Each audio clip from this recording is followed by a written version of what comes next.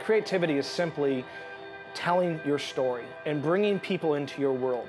You know, if you look at an example at a concert and you look how that's laid out, you have people, a band on stage, and you have people in the audience. And really good concerts, really good musicians and bands are able to reach past that barrier of the stage and draw people in to what their life is and what their story is. They're able to bring people emotionally, sometimes physically, to a place where they have already been or they want them to go. It is sharing what has been placed in your heart and bringing people to a level that they have never been before.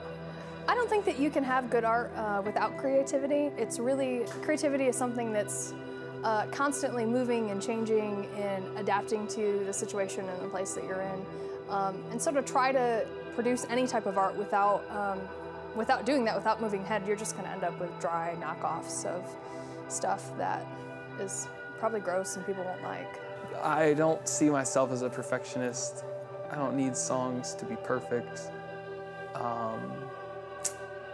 Sometimes it's cool that they're not perfect. Sometimes it's like, sometimes I'll have a song that there's something in it that I like and I don't really know what it is. But I think people can relate to that. I don't think anybody expects a creative idea or a piece of art or a song to be perfect. I feel like as long as it gets the idea across and it just feels right, it just doesn't have to be perfect. Before I try and start putting images and graphics and things like that to putting the skin on an idea, I like to come up with what is the core, what is the idea that you want to convey, what is the feeling you want the viewer to leave with, and to have that stay. Because I think people will remember feelings and they'll remember stories a lot more than they'll remember words and a little quote that you put in there or catchy phrases or cool copy text. It's like if you can get that idea in their head and plant that feeling in there, that you're going to remember that later.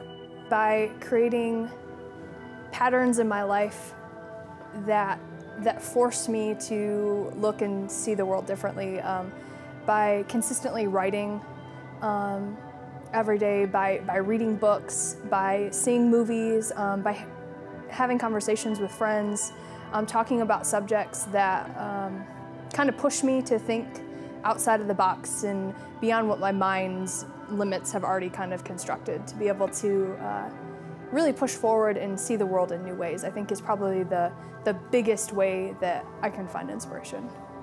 I like to look at things that are so far outside of what I can do and outside of my knowledge and my resources and really outside of maybe even the vision of where I'm at right now, but to look at something that maybe the Super Bowl does or something on television or a concert, look at that and go, while I'm not there, I know that I can pull a certain element out. I like the idea. I can't do that, but I can do something like that.